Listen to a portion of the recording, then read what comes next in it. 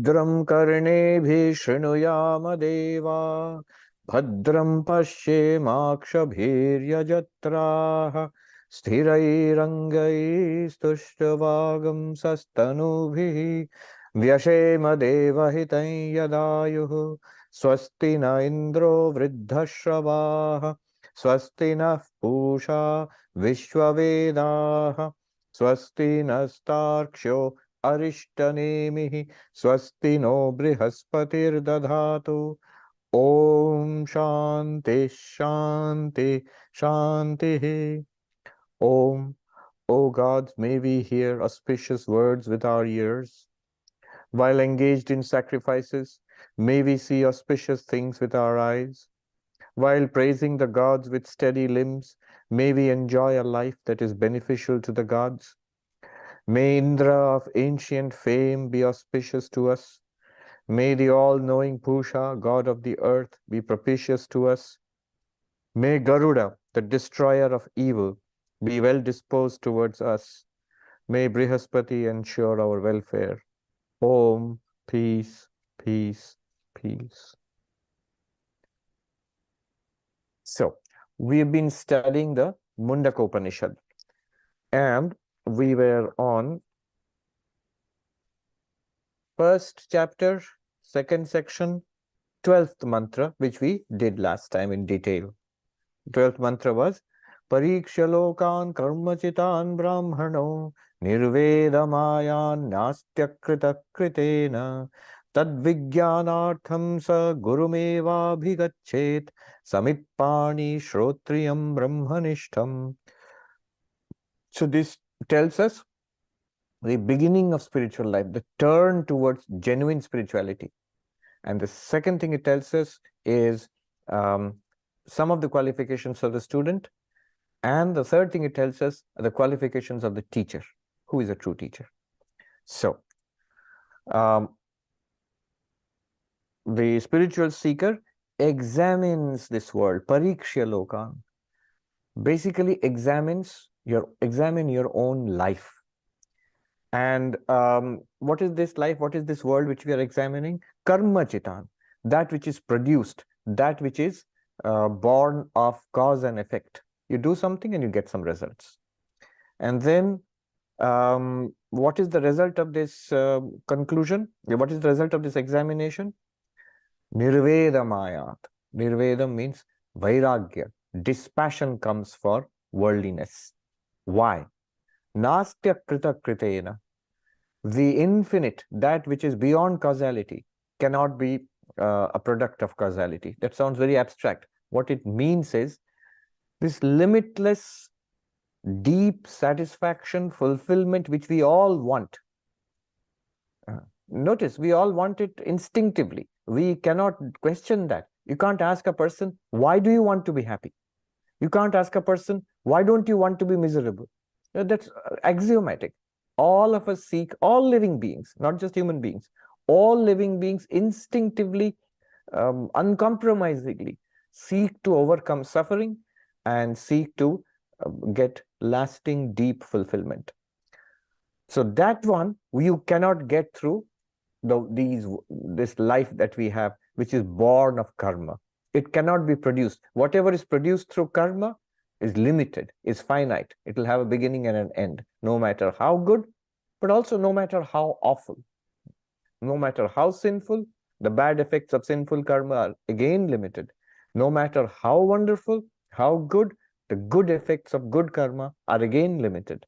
At the end of it, we are back to square one again. We are back to this existence. So, the infinite cannot be attained through the finite. That might sound like a no-brainer, but we don't learn that lesson until it takes a long, long time, lifetimes of struggle to begin to see that this world will not give us what we are looking for. Then what do? Is there any way out at all? Spiritual life says there is a way out. All spirituality. Vedanta, most clearly, it says there is a solution to this problem. Limitless satisfaction, deep, profound satisfaction, unshakable fulfillment is possible, and transcendence of suffering in a deep way, in a permanent way, is possible. How? by the higher knowledge. Remember, in the language of this Mundaka Upanishad, knowledge is of two kinds, the lower knowledge and the higher knowledge. That higher knowledge, tad vijnanartham, in order to learn that higher knowledge, in order to get that spiritual knowledge, you must go to a teacher. Don't try to go to the library by yourself. You may explore, but for enlightenment, go to the teacher, the same teaching, but it must come from a spiritual master. And you should do so. There is a prescribed way of approaching the teacher, and the qualifications of the teacher are mentioned. Last time we discussed this. Shrotriya, Akamahata, Brahmanishta. Must be the master of the spiritual tradition, must be a master of Vedanta. Otherwise, what will that person teach? Second, must be not destroyed, damaged, must not be afflicted by desire, akamahata. That person must not have anything to gain from you, like money or power or something over which that person wants. Nothing. The guru should be someone who is teaching only out of compassion, only out of the desire for the welfare of the student, that the student also might attain to enlightenment. That's it. So akamahata, not afflicted by desire. The teacher should not be afflicted by desire. And Brahmanishtam should be centered in Brahman. Clearly the life should be a deeply spiritual life. So not a part-time operator. So this person whom we are going to, whether householder or monk, when you hear Brahmanishtam, centered in Brahman, one often thinks it has to be a monk. But remember, all of these rishis, almost all of them were householders also. So it is an internal attitude. Men, women, householders, monks, whatever it is, Brahmanishtam, that must be there. The life must be about spirituality. Technically, the person must be established in this Brahman awareness or Brahman realization and must be centered there in life. So this is it. This is what we did last time. Now the last verse, last mantra of this section deals with the qualifications of the student and the duties of the teacher. What will the teacher do when the qualified student arrives? So the qualifications of the student, that's very important. Let us read the mantra and I'll read the translation also. Tasmai sa vidwan upasannaya samyak prashanta chittaya shamanvitaya yenaksharam purusham veda satyam provacyatam tattvato brahma vidyam. To him who has approached duly, whose heart is calm and whose outer organs are under control, that man of enlightenment should adequately impart that knowledge of Brahman by which one realizes the true and imperishable Purusha. So there's a lot to parse here. Tasmai sa vidwan upasannaya samyak. So the vidwan here is the master, the Brahmagya, the one who has realized Brahman, to the one who has approached duly. Who has approached duly? The person who is seeking knowledge. Now, notice, approach duly means that it shows Vedanta is not really a missionary religion. You don't go around advertising, don't go around converting, don't go around pushing people to accept this teaching. I've seen, especially in this country, now more so here than in Europe, there are these big churches which pour in enormous amounts of money and human effort, training people. One of the big jobs is to send people out to convert others. Now, that is a very strange kind of distortion of spirituality. I've seen in some well-known big churches, young kids, 19, 20, the first thing they do, they know the Bible halfway, and then they are sent out on missions. It's a good way of indoctrinating people, because when you are sent out to, teach your faith to others, you would take it seriously, you'll try to think about it, but it's not a good idea. It damages one's spiritual life. It extroverts the mind. It creates disturbance and dislike for the other in your own mind and creates lot of enmity and anger and unhappiness in other communities and so on. Whereas Vedanta, like almost all the ancient Indian spiritual teachings, is not at all missionary. In fact, it was just the opposite, too much the opposite. You would have to seek it out. And when you do seek out this knowledge, the teacher will put multiple obstacles in your path. And then you overcome those obstacles and show your interest in that knowledge, then the teacher deigns to teach us. So if the qualified student comes, Upasannaya means the student comes and asks, like this student has already come and asked. Notice this student is also a householder, Shaunaka, the person who has come. But he's qualified obviously because the teacher is teaching him. Now, what are these qualities? We will take a look first. All right, this is an important subject. Every Vedanta text, the later texts, Prakarana Granthas, introductory texts, you will see almost all of them, they will start with something called fourfold qualifications. Fourfold qualifications. Sadhana Chatushtaya, fourfold qualifications of spiritual practice. These are qualifications we have to develop or generate to make our spiritual practice effective. So what are these fourfold qualifications? We all know about it. I will quickly run through them now and then come back to the mantra. The fourfold qualifications are viveka, discernment between the eternal and the non-eternal. Second, vairagya, dispassion for the non-eternal. Third, shamadhi shat sampatti, the sixfold treasure. So sixfold treasure are basically disciplines. What are the disciplines? 6 disciplines. One is shama, quietude of mind, focusing the mind. Quietening the mind, turning it inwards. Dhamma, controlling the sense organs and motor organs. Then titiksha, withstanding, bearing with troubles in this world, which will try to take us away from our spiritual practice, especially from Vedantic inquiry. Then fourth, samadhana, uparati. Uparati means withdrawal from engagement with the world. You need to make time and energy and space for yourself for spiritual practice. Then next, samadhana, concentration. Once you have withdrawn, once the mind and senses are controlled, now you must use that time and energy for focusing on your spiritual quest. That samadhana, settling down on your spiritual quest.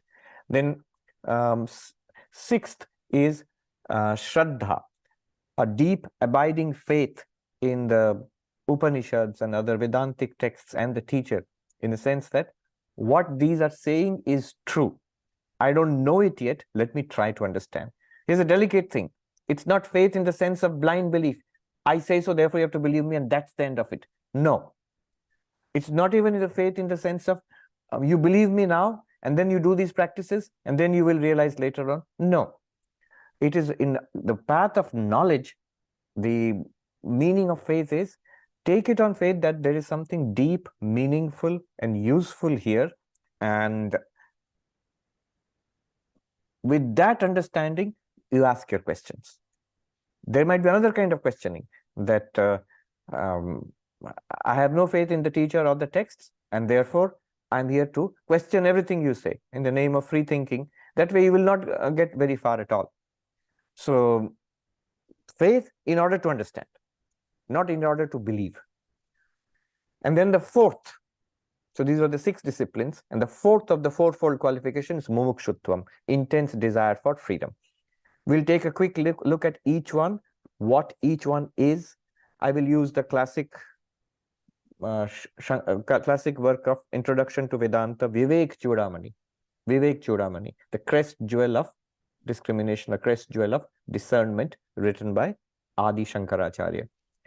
So there he takes up each of these qualifications. These are, remember, these are not, we should not feel bad, oh, I don't have these qualifications and therefore I cannot pursue Vedanta. No, we all have them. Just by the fact that you have turned up here, we all have them.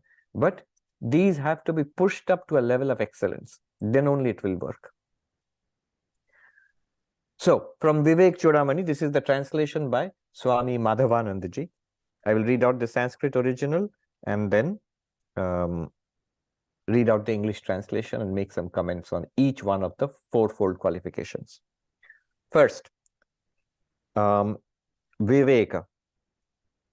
In Vedantic texts, if you have studied Vedanta Sara, it's always called Nitya Vastu Viveka, the discernment between the eternal and the non-eternal, discrimination between the eternal and non-eternal. How does Shankara define it? Brahma Satyam Jagad Mithya Ityevam Rupo Vinishchayaha Soyam Nitya Vastu Viveka Samudarhitaha. A firm conviction of the mind to the effect that Brahman is real and the universe is unreal is designated as discrimination or discernment, viveka, between the real and the unreal. Notice straight away, Shankara has changed it. There's a dramatic change here. The original term was the discernment between the eternal and non-eternal. So what is this original meaning? Viveka literally means to see the difference. Something is coming to you together. Life is coming to you as a mixture. Here is the world, and spiritual life also is possible. All of it together. But now you have to differentiate. You have to separate the right from the wrong, good from the bad. That's where wisdom comes in. Sri Ramakrishna gave great emphasis on this. He said, sand and sugar are mixed up, but the ant can separate them. And then he says, water and milk are mixed up. The swan can separate them. Kshira Nira, he says. And then the third example he gave, there is really no way of translating it. It's very Bengali. I'll tell you the Bengali original and try to translate. Golmale mal ache, golti bad diye malti lo.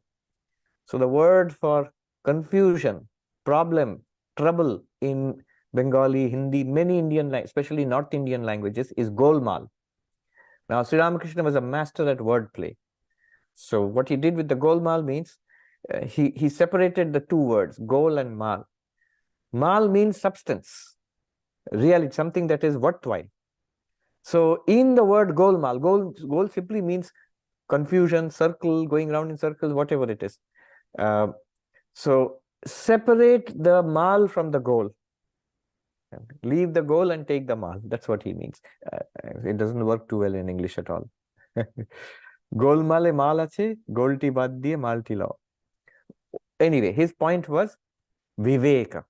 This where the name Vivekananda comes from. So it's that important, Viveka. Now, notice here, we are supposed to understand from the teacher, from religion, from books, that some eternal reality is there. And everything in the world, all of this life, my own life and this world, everything, people, objects, enjoyments, achievements, everything is temporary. And there is one eternal reality. So this distinction between the eternal and non-eternal is called Viveka. But what Shankaracharya has done here is, Brahma Satyam Jagat Mithya. Instead of saying Brahman is eternal and the world is transitory, he says Brahman is real and the world is an appearance. See Advaita Vedanta here. And one of the Shankaracharyas has commented here, he has pointed out why this was done. The reason it is done is, this temporary joys, temporary pleasures are also what people can seek. The vast majority of educated, thinking people, we know the pleasures that we seek in the world. It could be sweet things to eat, it could be a nice vacation, it could be gadgets. All of those are temporary, we understand. But still, that does not stop us from enjoying it. So does not stop us from pursuing it and spending our lives in it. Now, Shankaracharya's insight is, although people will pursue transitory pleasures, impermanent things, and they consider that's fine, that does not dissuade them from pursuing these things and wasting their life on the pursuit of impermanent things. But nobody will pursue what they consider to be false. That Shankaracharya means one of the recent Shankaracharyas who has commented on Vivek Chodamani, Chandrasekharananda Saraswati. So he has said that Those who want kingdoms, those who are out for, say, for example, political office, they want to be president or something like that. But they will not pursue a dream kingdom. So if you say that, yes, you will become the president, but only in your dreams, then I'm not interested. So what is not real, no matter how attractive, nobody pursues that. Nobody puts forth any effort. You may go to a movie and enjoy it because you know it to be fiction, but you will not put any effort into trying to meet those characters in the fiction, go to the places shown in the fiction. You will not spend you will not try, and you will not waste any time over it also. You will not think twice about it. For you, the movie is aesthetic enjoyment. That's all. You don't take it seriously. So, if the world is an appearance, so the teaching of the appearance nature of the world, Jagat Mithyatva, has two purposes in Advaita Vedanta. First purpose is this, what I've told you. If you take the world to be an appearance, if you understand, not just take, understand the world to be an appearance, then the pull towards the world disappears. You will not spend time and energy for that. And if you understand Brahman to be real, you would want to discover the real and be centered in that. Who wants to be deluded? Who wants to live in a lie? No matter whatever is, however nice it is, if you once tell me it's a lie, then the whole thing becomes poisoned for me. People who are with you, suppose they say that I can be very nice to you, but I will tell you lies all the time. I will not tell you the truth. Nobody will accept. Even although we may be afraid, we may not like the bitter truth, but we would want that people around me should tell us the truth. So we do not want to live in a world of lies. Therefore, this world of appearance, the first thing it will do is it will create dispassion. The next one, vairagya, it will come from that appearance. The true dispassion will come for the world. The second deep reason for the teaching of the falsity of the world, there's a very deep reason, is this. Though it's not relevant here, but let me, since I've mentioned two reasons, two benefits of the teaching of the world falsity, Jagat Mithyatva. One is it will develop vairagya, dispassion, immediately. Second one is, it's rather subtle but very powerful. In Advaita Vedanta, you have to realize that you are Brahman. Now the question is, where is Brahman? What is Brahman? When will I find Brahman? Now think about the case of the snake rope or the mirage water. We are told that there is no snake, it is actually a rope. Now if you ask, where is the rope? See, you're seeing a snake, but now you're asking, oh, you're telling me it's not a snake, it's really a rope. Then where is that real rope? Where you are seeing the snake? Where you are seeing the snake, that one actually is a rope. That's the meaning of the snake is false, rope is true. If I told you that's a snake, okay, that's a snake, but there is a rope, then you would not look for the rope there. The thing is, you are seeing a snake. You are being asked to investigate that snake, you will discover that it's a rope. We are experiencing the world. We are being told that the world is false, Brahman is real. In that case, where is Brahman? Where is Brahman? Where you are seeing the world, where you are seeing people, where you are seeing good, where you are seeing bad, where you are seeing pleasure, where you are seeing pain, where you are seeing life, where you are seeing death, there is Brahman. So, this teaching of the falsity of the world shows us directly, it is absolutely deeply connected to the practical Advaita. Practical Advaita means, how do we practically realize I am Brahman? It will immediately make it living for you. People don't realize this. The deep implication of world falsity is that this world is Brahman. The implication of that. If the world were true, in the sense that this is really a table and that's the end of it. It is really atoms and molecules, matter, and that's the end of it, nothing more. And there is some God, Brahman, Allah, something somewhere else. Then it would not be a living reality for us, because this world is the living reality for us. What are we experiencing? We are experiencing the world. In this living reality, see, this is why Advaita becomes a living, immediate living teaching. Otherwise, it would become a matter of belief. There is some God, some heaven somewhere, who knows? I have to believe in it. Or yogic approach. It is there, but you have to do some very special practices. Then you'll have some special experiences. Then only that one you will get. But Advaita Vedanta tells us right now what you are experiencing it wrongly, in ignorance. What you think it is false. But you are in truth, you are experiencing Brahman. So the movement will be from ignorance to truth, the correction of an error, correction of falsity to discover the truth. So that's the deeper meaning of teaching of world falsity. Two meanings, two purposes, two benefits of the teaching of world falsity. One is it will develop vairagya, dispassion, which is the next point which will come. Second one is it directly points to the reality called Brahman by telling you that what you are experiencing is an appearance. Brahma Satyam Jagat Mithya. Vinishchayaha.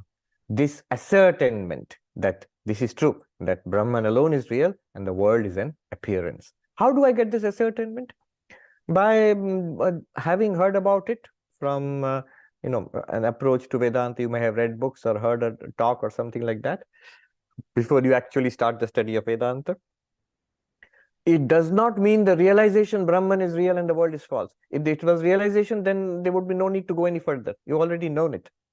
It is a preliminary appreciation, that a clarity that there is a reality and what I am experiencing is an appearance. So that much is Viveka.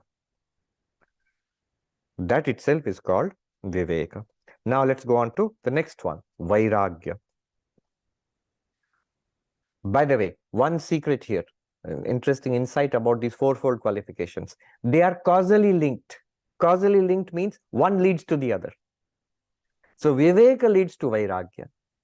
Viveka and Vairagya together boost or generate the sixfold. They strengthen the sixfold discipline. And Viveka, Vairagya and the sixfold discipline together, they increase your mumukshutvam, intensity for freedom, desire for God realization, desire for enlightenment. So they are causally linked. You say, so what? What benefit does that do to me? Here is the benefit. Our complaint will be, when we study all this, our complaint will be, oh, my Vairagya is weak, oh, or I don't have that, I really like Vedanta, but I don't have that intensity for enlightenment, like the Buddha had, like Vivekananda had, let alone what Ramakrishna had. I have only a fraction of that. I'm interested, I want it, but not so intensely. Now, the teaching here is, if you want to intensify any one of these fourfold qualifications, any one of them, don't fight the battle there. If you want to intensify your desire for liberation, don't try to boost your desire for liberation directly. Go back to its cause. What's the cause for the intensification of desire for liberation? The sixfold discipline. But my disciplines are weak. My disciplines are weak. Then don't try to struggle and strengthen them. It will be a futile, you will make progress, but it will be very difficult, very hard work. Rather, the intelligent way of strengthening your discipline, sixfold discipline, is to go back to their cause. What is the cause of the sixfold discipline? Vairagya. Strengthen the Vairagya, your sixfold discipline will become strong. But my Vairagya is not strong. I still, hanker after many things in the world. Then don't struggle with those desires. Go back to the Viveka, which will show you only God realization, Brahmajnana, enlightenment is worthwhile. The rest are not worthwhile. So once you have that clarity, then your Vairagya will increase. Once Vairagya increases, sixfold discipline will be strong. The strong sixfold discipline, Viveka Vairagya, desire for enlightenment will become stronger and stronger. All right. So what is Vairagya? Tad Vairagyam jihasaya darshana sravanadi bhihi dehadi brahma pariyante hyanitye bhogavastuni. What is Vairagya? Dispassion. Renunciation or dispassion is the desire to give up all transitory enjoyments ranging from an ordinary body to that of Brahma, the highest God, post of God. God means not capital G, small g, the highest divine being, maximum enjoyment. Having known their defects from observation, instruction, and so forth. Darshana Sravanadi, two ways it can be interpreted. One is by looking at life, by hearing these teachings, my vairagya is increased. Looking at life means look at our own lives, most powerful teacher, and also look at the lives of people around me. Read about people's lives, look at the lives of people around me. Then you begin to see what is the point of repeating these experiences. I see one sadhu put it this way. I'll tell you in Hindi and then translate. कौन बचाएगा आपको? सेठ जी बचाएंगे, पंडित बचाएगा, राजा बचाएगा आपको. Who is going to save you? Will the rich person save you? Will the scholar save you? Will the powerful man, the king, save you? What will save you? Will knowledge save you? Will knowledge means secular knowledge? Will wealth save you? Will power save you? These are the ways in which we try to overcome unhappiness, save ourselves from trouble, and achieve peace. No, none of them will. That is the examination of life shows us none of them will. Then what will save us? This Vedanta Vidya, this knowledge of Vedanta, this teaching, it will save us, the higher knowledge. So, by seeing and hearing, this is one interpretation, Darshana Shravanadibhi. Or another interpretation could be giving up the desire for getting pleasure through seeing, hearing, smelling, tasting, touching.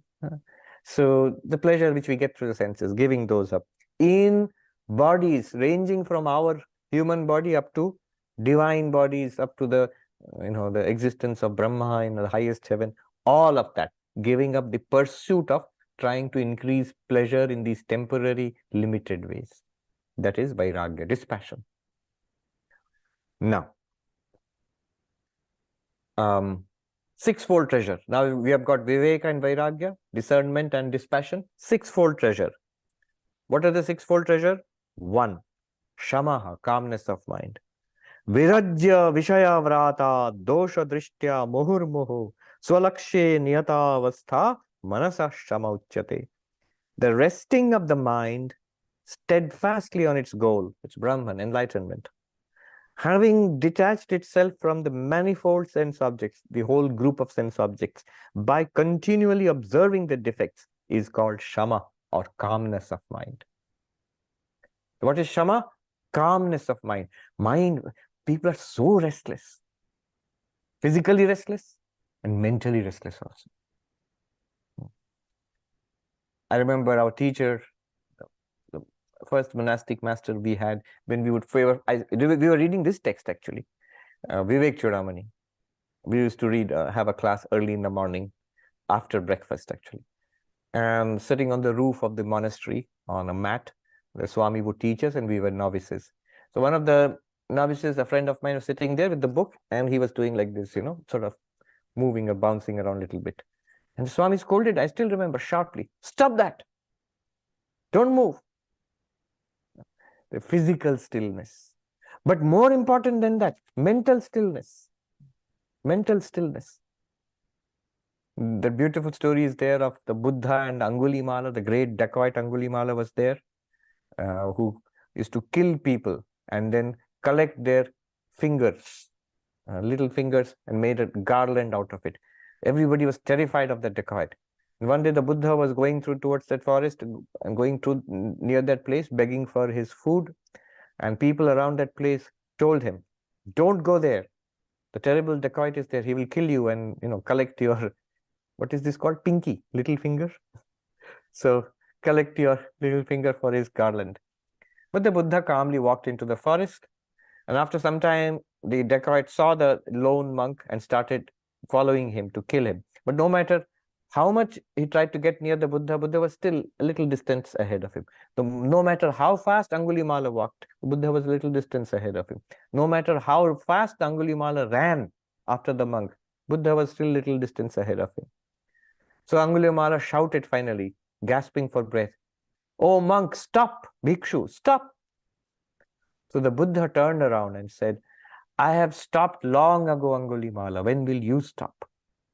And that made such a tremendous effect on his mind that he broke down there, he sobbed and confessed his sins to the Buddha. And finally he reformed and he became a spiritual seeker. So stopping, internally stop. Mostly we have a habit, the mind is a habit of chattering on. It's so difficult to stop the mind. I read a very interesting story about Ramana Maharshi. He is sitting quietly in that place in Tiruvannamalai where he used to sit. And few people were sitting around him. One of them said suddenly, "What is the Maharshi thinking?" And Ramana Maharshi did not say anything. The other person who was sitting there said, "He's not thinking of anything." And Ramana Maharshi nodded with a smile. See, he's not thinking of anything doesn't mean like we are, blank mind. What are you doing? Nothing. Not like that. He's entirely poised in his real nature as the self, as existence, consciousness, bliss.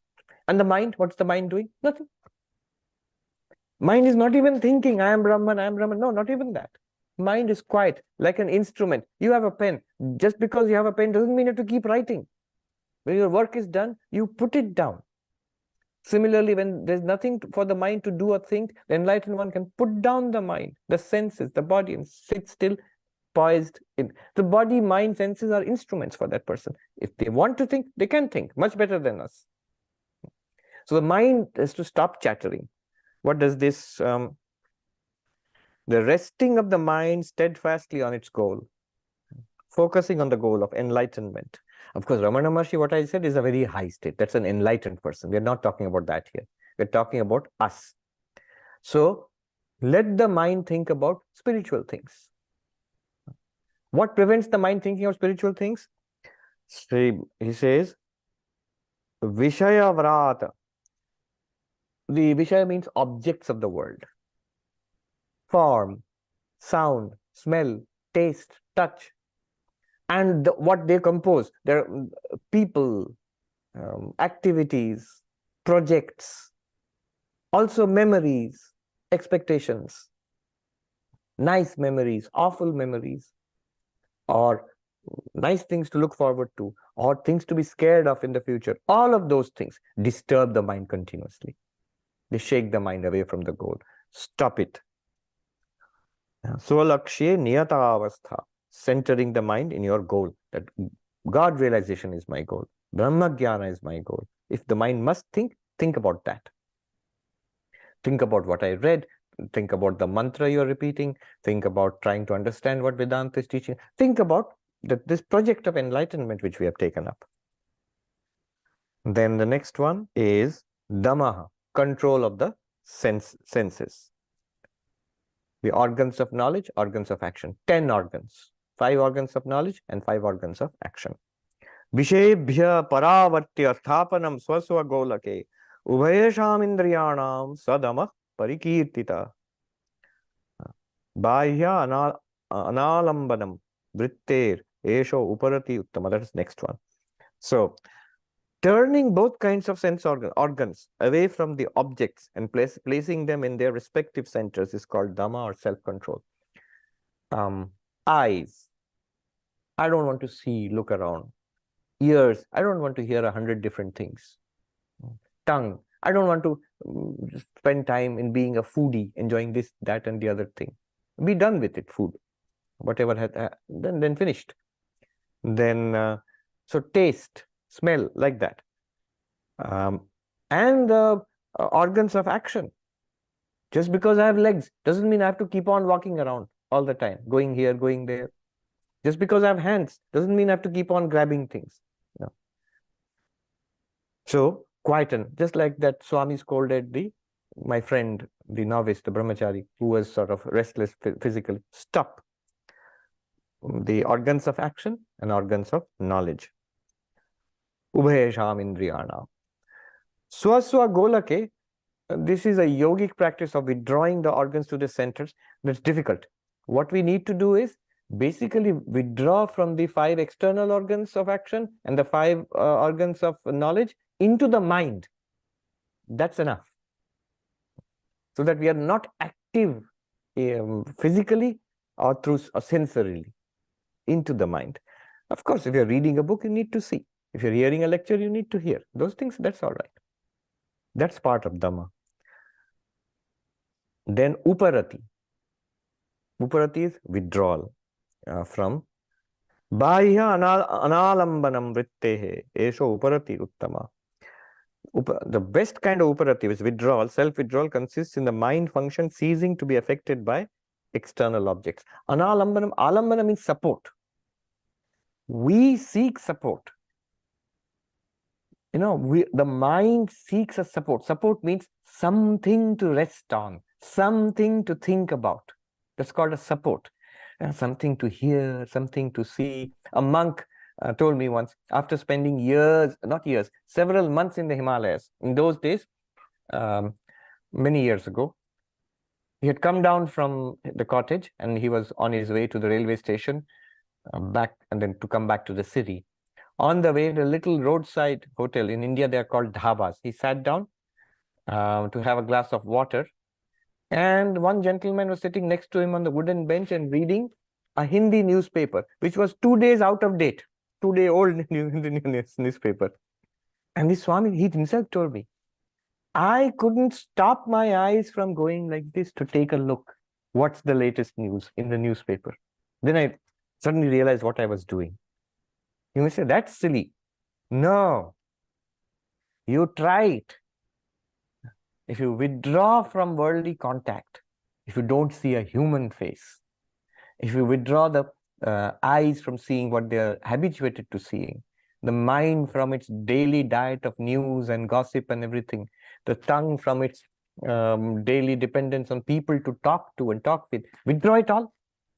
What will happen is a tremendous energy will be generated, but it's difficult to control.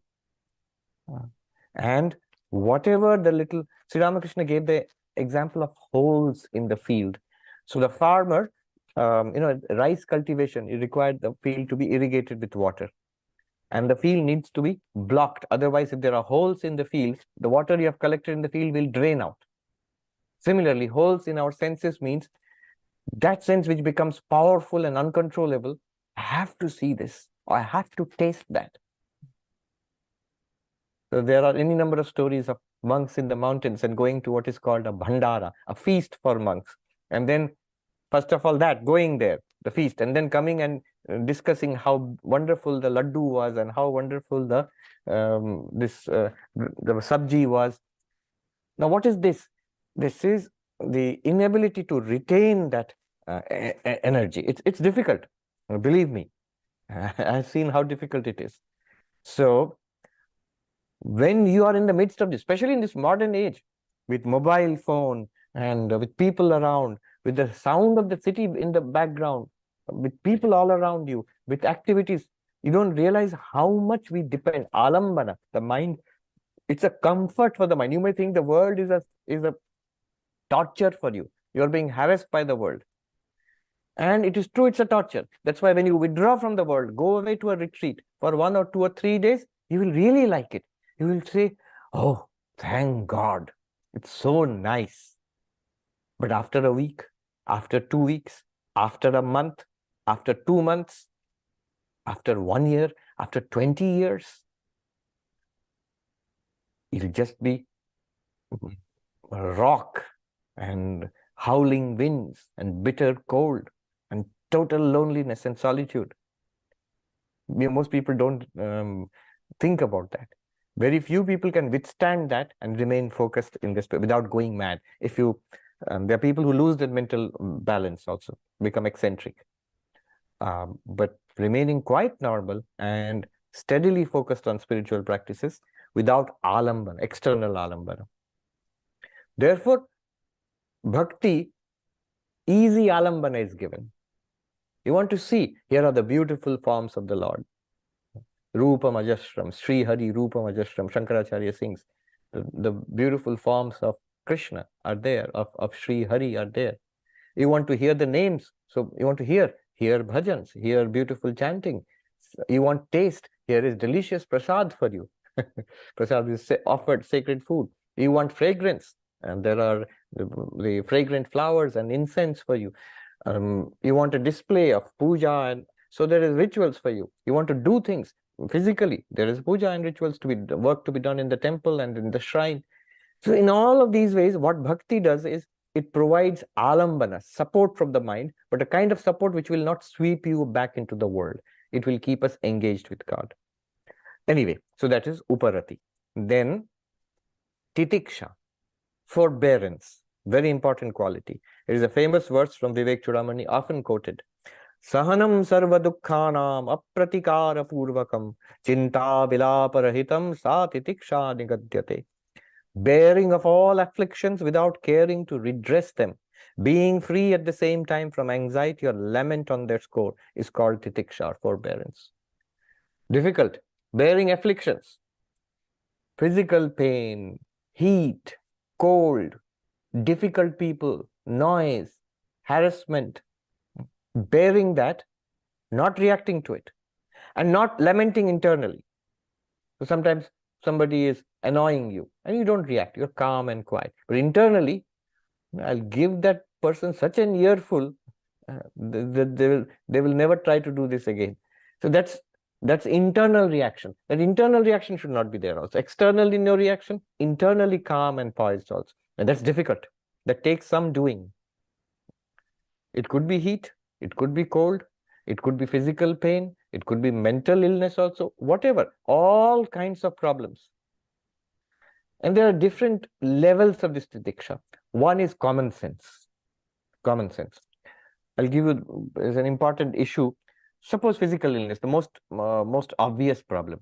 We all face, to some extent, physical illness will come and go. What do you do about it? Some people become very, very upset about physical illness. Often, healthy people become very upset because they're generally healthy and they haven't faced it. One of our senior monks, under whom I was for many years in one of the ashrams, he used to say, it's the sickly ones who live for a long time because they are used to being sickly. Whereas the healthy ones, they get very scared once there is some disease or some kind of serious health problem. Now, one attitude is to become too much concerned with it. This doctor, this medicine, that medicine, this procedure, that procedure. It is called, what is it called? The too much interest in disease and illness, hypochondriac. That's an extreme case, but some people are not hypochondriac, but still they become overly concerned. What is the common sense way out?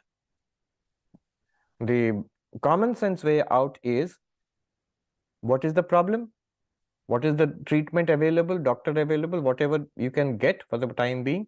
If you cannot get, withstand it. If you can get the treatment, go for the treatment. Even no treatment will instantaneously cure you. So until it cures you, you take the treatment, the medicine, and whatever the doctor suggests, and bear with it until it's cured. Some things are chronic. So chronic pain. So you have to bear with it. You have to manage it as well as, and don't put your mind to it. I read about this cancer patient, this lady, she has written a book called Rapt, R-A-P-T, Rapt, the importance of focus. And there she quotes Milton, the mind in its own place can make a heaven of hell and a hell of heaven. And she got cancer. And then she said, my life became hell. Chemotherapy, insurance problems, and the depression caused by the feeling that I might die soon. And then she said, I cannot live like this. This is too much. And she said that I made a conscious decision to focus on the positive side of my life. The treatment and the problems, I will deal with it only with a little bit of attention. Most of my attention, my energy, whatever is there, will go towards, she was a writer, so towards her writing.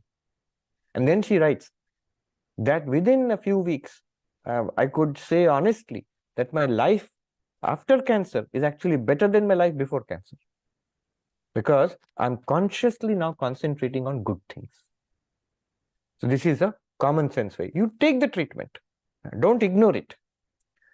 Lack of common sense, I have seen the other extreme. Monks, they tend to practice this titiksha. I have to forbear everything without complaint.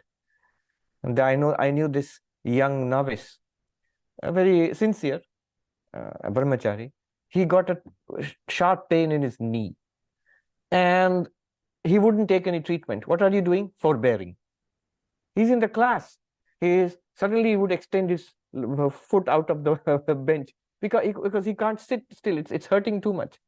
He's sitting in the meditation hall in the evening or early in the morning. Suddenly he stretches his leg out in front. He can't, because he can't bear the pain. It's much easier to go in for physiotherapy. It will become so bad, then you can't forbear anymore. And that will be also long ago, your spiritual practice, meditation, study, prayer, all have gone out of the window because the pain is so much. What's the point of it? The point of all of this is to focus on spiritual practice, not to withstand pain. So common sense. One Swami said very beautifully, his attitude towards medicine, doctors, pain, he said, whenever I have any physical problem, I take the recommended medicine, I consult the doctor, and that's it. I don't think about it anymore. I leave it to prarabdha karma. I have done something about it. I don't keep thinking what's the next best treatment, which other doctor, second, third, fourth, fifth opinion. It might be good, but he said, I don't want to waste my time on that. Now, there are extremes that I also have to be truthful. So there is, for example, classic example of Swami Turiyanandaji. He was in the Himalayas, foothills of the Himalayas, in a place called Nangol. And in a cottage he used to live, dressed only in rags, on a loincloth only, because he wouldn't keep any money, any clothes. And to beg also, there was only a small village for which he had to cross a river. This is luckily a shallow river. He had to cross it and go for beg for food. So that twice a day he would get totally wet when he would go across the river and come back. The result was, and the food was also very poor. The result was he felt sick, stomach problem. He bore with it as much as he could. And then he decided, no, I should go to the village and then from there to the town to see a doctor because it's too much. And he had become weak. So he started walking. And then he suddenly thought, what am I doing? Narayana, the Lord, he is my Vaidya. God is my doctor and the water of the Ganga is my medicine. So he went and drank the Ganga water and prayed to the Lord and went back to his cottage. He did not go to the doctor. And luckily he was cured after some time. So that's one extreme. That is literally what this titiksha is. For most of us, common sense, middle way is better. Then there is Shraddha, number 6. Shastrasya Guru Vakyasya Satya Buddhi Avadharanam Sa Shraddha Kathitha Sadbhir Yaya Vastu Upalabhyate. Acceptance by firm judgment as true of what the scriptures and the Guru instructs is called by the sages Shraddha, by means of which the reality is perceived. So much importance is given to Shraddha, faith, belief in the teachings of the texts and the teacher. But belief, remember, as I said, in the path of knowledge, belief is for understanding, not just accepting it. Yeah, it's true, but I don't get it. Could you explain this? How is this true? I must get it. And by that kind of faith, reality is realized. You become enlightened by that. That is so important. Then samadhana, yes, next samadhana. Sarvada sthapanam buddhe shuddhe brahmani sarvada tat samadhanam ityuktam natu chittasya lalanam. Constant concentration on the ever pure Brahman, an existence consciousness bliss. That is called focus, self-settledness. Samadhana literally means settling on the self. Which self? Yourself, the real self. Natu chittasya lalanam, not indulgence of the mind. What is indulgence of the mind? I read this book, then I read that book. I listen to a YouTube talk, then I listen to another kind of YouTube talk.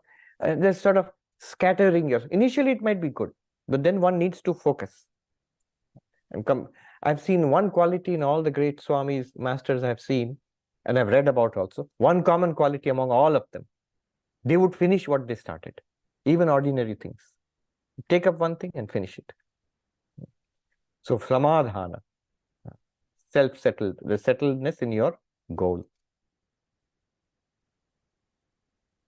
Then intense desire for freedom.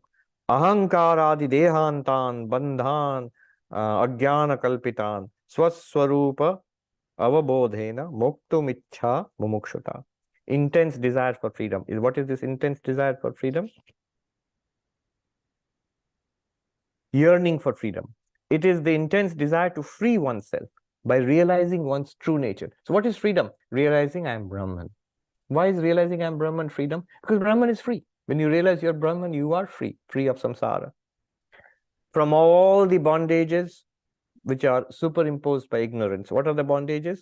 From body onwards, body to the ego.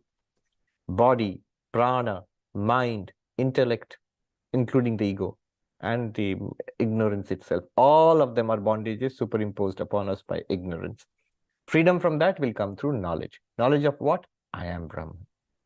So now we have Viveka, discernment, Vairagya, dispassion, sixfold treasures, Shama, quietude of mind, Dhamma, settling the 5 sense organs, 5 motor organs, quietening them, Titiksha, putting up with all sorts of trouble. Don't be thrown off your spiritual struggle.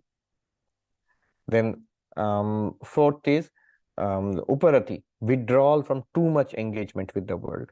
Whatever needs to be done, do it. Neither seek nor avoid. Vivekananda's advice. Neither seek nor avoid. Then number 5 is Samadhana, focus, concentration.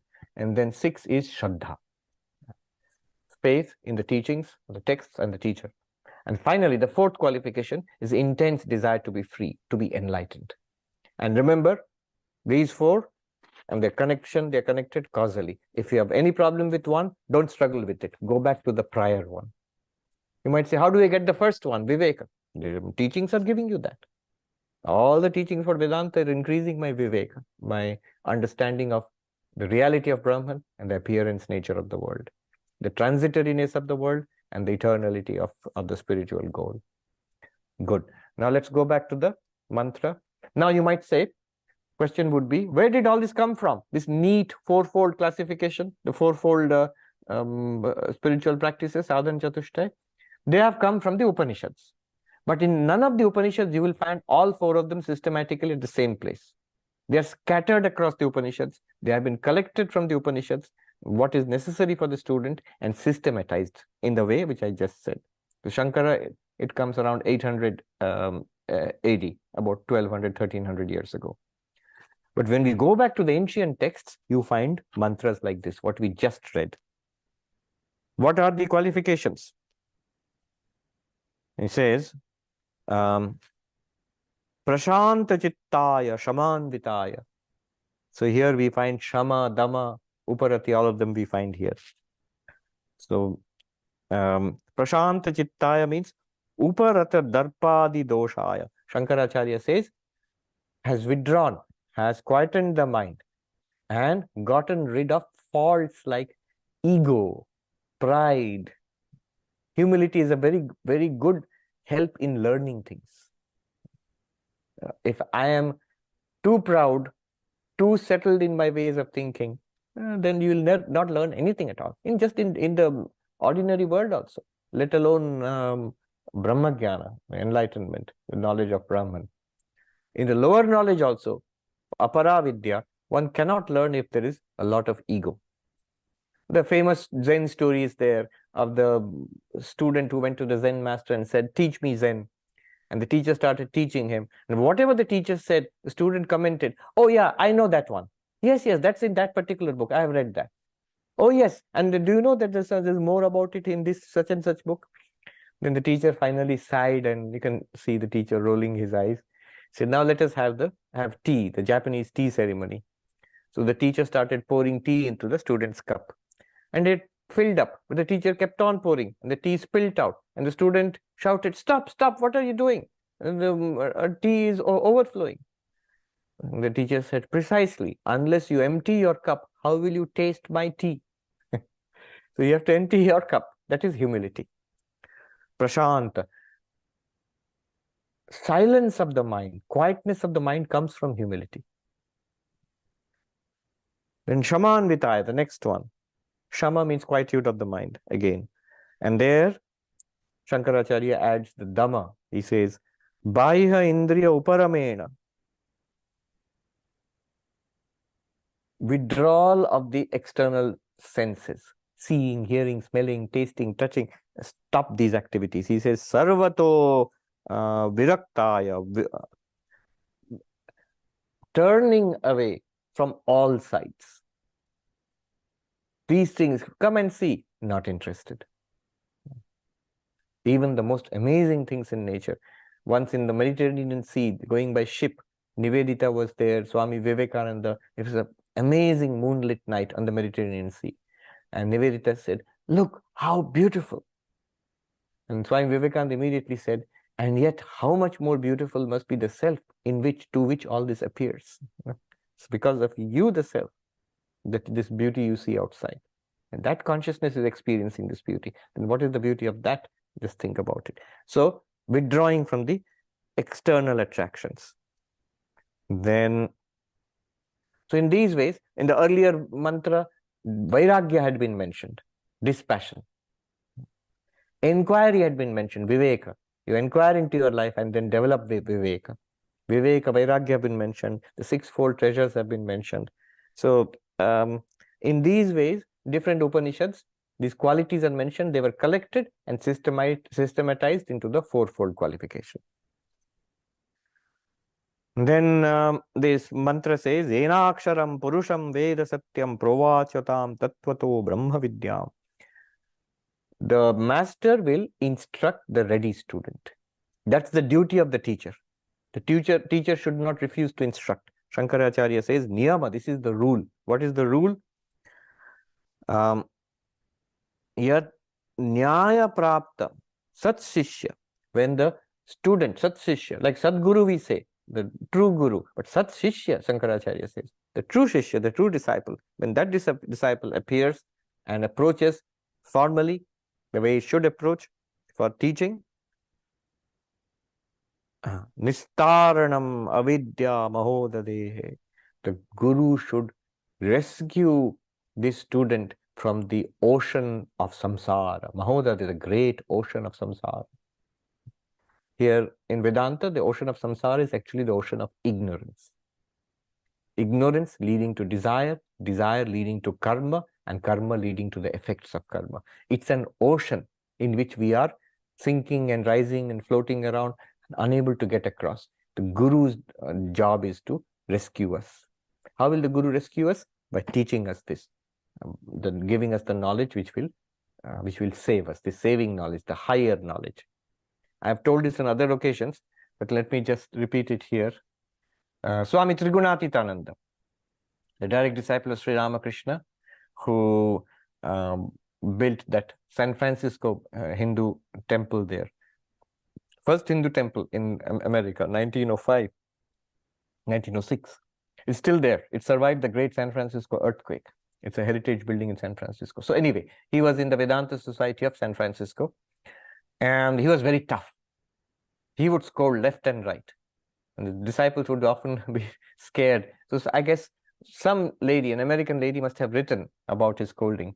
We don't have the original letter. We have his reply. Trigunatitananda's reply. He writes, "Madam, you have taken refuge in me. It is my duty to drag you to the shores of immortality and throw you in there. If on the way I break your bones, I care not." See, this is the real Sadguru.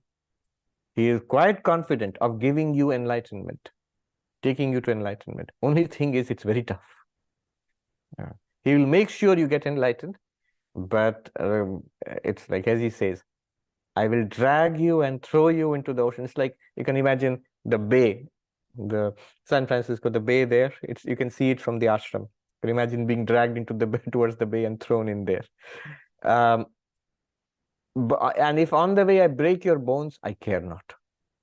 I care not. This is the duty of the Guru. You will realize the aksharam. Aksharam means the imperishable. Remember, this was the word used for Brahman in the beginning of this Upanishad. What do you get by Paravidya, the higher knowledge? What will it give you? Yaya tad aksharam adhigamyate, by which the akshara, the imperishable, is realized. You become the imperishable, or you realize you are the imperishable. Another word is used here, Purusham. This is the word, ancient word for the ultimate reality, your real self. And what is the meaning of Purusha? It doesn't mean male. It's not male or female. Each of us in our real nature is that Purusha. Shankaracharya here gives the two meanings of Purusha. Purusha Shabdavachyam Purnatvat Purishayanatcha. So two meanings, same word, two aspects. One is Purusha is Purishayana, that which rests in the city of nine gates, in this city of the body, that which rests, the self, you, the conscious self. The second meaning of Purusha is the same Purusha, Purnatvat Purusha. That self is not, it's Purnam, it's complete, it's full, it's infinite. It's not one self and separate from everybody else. Not that everybody, each one of us has a separate Purusha within us, or we are a separate Purusha. No, that's Sankhya. Vedanta says that Purusha is Purnam. So we are all the same Purusha, the same self. We are all one reality. Not only we are all one reality, the entire universe, the bodies, prana, all of this, minds, all of them are also that Purusha. Their appearances, the radiance of that Purusha. And that limitless Purusha you are. Where is it? What is it? It's limitless. It's Purnam. Where is it? Purishayanat. In that very body, in that very mind, that very person, that very consciousness which you are. It seems to be limited. When you investigate it, you will see it is unlimited. You seem to be limited. When you investigate, you will see you are unlimited. And that's freedom. That's enlightenment and freedom. Purishayanat Purnatvatcha Purusha. Okay, done. Let's see comments quickly. Aditya says, if Vedanta is not meant to be missionary, why did Vivekananda begin teaching it to the masses? Certain need to do it, society had prompted him to do so. Yes. So this is the democratic age. It's the age of the masses. Vivekananda said his mission is the Vedanta, which was confined to a few monks and scholars, he would broadcast it to the world. The Vedanta, which was limited to the forests, he would bring it to the cities of the world. So it's not just Vedanta. Notice, every kind of knowledge has become democratized now. And now even more so with the internet and everything. Every knowledge is available to everybody. So this is the age in which all knowledge will be available. So to a little bit extent, it has become missionary. To a little bit. The balance is important. So, yes, my lectures and Vedanta lectures will be advertised on the website, but that's it. I'm not going to claim that you have to come here. I'm not going to persecute you in the name of Vedanta. Only if you want. It's open, and it depends on the desire of the student, because it's so subtle and powerful. It's sort of degrading to push this in the marketplace. It has to be kept pristine and let people approach it when they are ready. And thank God Vivekananda did that, because that's why we are all here. Sangeeta says, thank you very much for stating that. Any conversion ideology, coerced or forced, is clear to, it comes from a deep sense of insecurity, tribalistic goals, nothing spiritual. Yes. Not forced, not coerced also. Even ordinary, freely converting. Even that tremendous effort which is put in without forcing anybody, but the marketing which is put into it. You're allocating huge amounts of money, large numbers of the members of your church to go out and keep on converting people without any force also. Even that is not good. That is also very damaging. Abhijit says, thank you very much for pointing out the two important subtle implications of Jagat Mithyatva. Jiva Brahmaiva Napara, how it fits into this implication? Yes, that's the direct statement of the Mahavakya, Tattvamasi. You are that. The Tattvamasi becomes meaningful only when Brahma Satyam Jagat Mithya. Otherwise, if the world is true, the body is also true, then the individual person is also true, then you are this person. Then your relationship you will have a relationship with Brahman. Brahman is the master, I am the servant, Brahman is my God, I am the devotee. You cannot say honestly, I am Brahman. At the most, you might be able to say, I am a tiny part of Brahman, Vishishtadvaita. But Advaita, non-dual identity, requires that the world becomes an appearance. And then Anu says, we can get a brief taste of being centered in Atma, does not last. Mind wants to revert to its usual supports. The extent to which we can withdraw. Yes, the extent to which we can withdraw senses and all of that is related to depth of centeredness. No, the depth of centeredness depends upon the cultivation of these fourfold qualifications. One of the greatest teachers of Vedanta, Advaita Vedanta in the modern age, told me, if you have cultivated the fourfold qualifications and you listen to Vedanta and you study Vedanta, think about it, you will attain enlightenment. If you have not sufficiently cultivated the fourfold qualifications and you listen to Vedanta and study Vedanta, at most you will feel you have learnt a very nice philosophy. The same teaching, it can lead to enlightenment or it can lead to a nice understanding, but no, the goal will not be attained, that I have transcended suffering. Lo and behold, I have attained the goal of human life, I have attained enlightenment. That will not happen. You will feel that I learned a very nice philosophy, which is not a small thing, but it's much smaller than what could have been attained. All right. Somebody, I will not say who, said that, can you also drag us and throw us into the ocean of immortality? No, that requires a tremendous amount of power, which we ordinary people, we lack. We can teach, we benefit by the teaching ourselves, and it also benefits others around us. We can pray for the welfare of others. All of us can do that. But actually, taking full responsibility for somebody and taking them to the threshold of enlightenment, and Trigunathiraji says, throwing them into the ocean of immortality, that only full Jivan Muktas and very powerful masters can do. Om Shanti Shanti Shanti Hari Om Tat Sat Shri Ramakrishna Arpanamastu. Let me just say, I heard one sadhu put it very nicely. What is the importance, he said, of bhakti, of japa? He said, repeating the japa mantra. He's talking about Advaita Vedanta, what we are studying right now. He said, he is very colloquial Hindi. Bolat kathin, samjhat kathin, sadhana kathin. He said it is expressed in a difficult way, in difficult philosophical Sanskrit. So that's difficult. The text itself is difficult. Next, to understand it and grasp Vedanta is difficult. It's so subtle. And third, the practice of it is also difficult. Then these three difficulties, how do you overcome? The preparation, and he says the easiest way to get the fourfold qualifications, which is necessary, easiest way, is the repetition of the name of God, mantra, which we can do. Do masses of mantra, you will see all these qualifications coming up automatically in your life, fourfold qualifications. That's a good point to end on.